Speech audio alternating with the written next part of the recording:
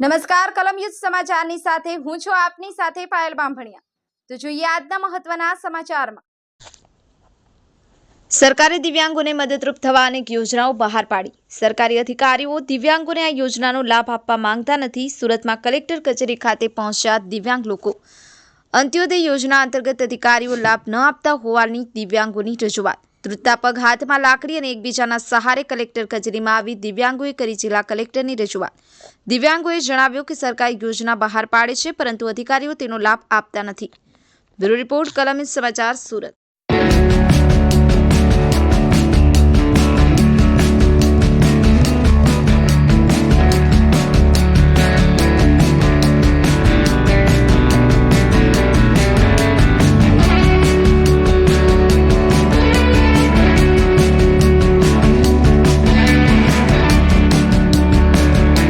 હસમુખભાઈ ચોપડા। અશોકભાઈ ક્યાં આવ્યા છો અને શા માટે?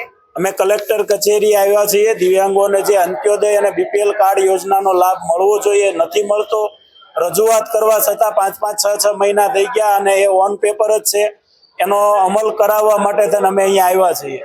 શું કરશું અહીંયા હવે રજૂઆત કરી છે, આગળ પણ કરી હતી પણ જવાબ નથી મળ્યો, તો હવે ફરીને રજૂઆત એક વખત કરી જોઈએ કે શું છે, જવાબ આપો। અમારે અહીંયા આવવું પડે એક શરમજનક ઘટના કહેવાય કે અમારે જે કન્ડિશન નથી ચાલી શકતા એ બધાને અહીંયા લાભ માંગવા માટે આવવું પડે। જે યોજના છે આ સામેથી આપો ને, એટલી તકલીફ પડે।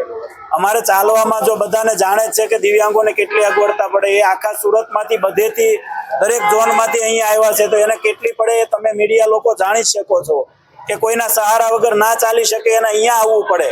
એ એક ખરાબ ઘટના કહેવાય।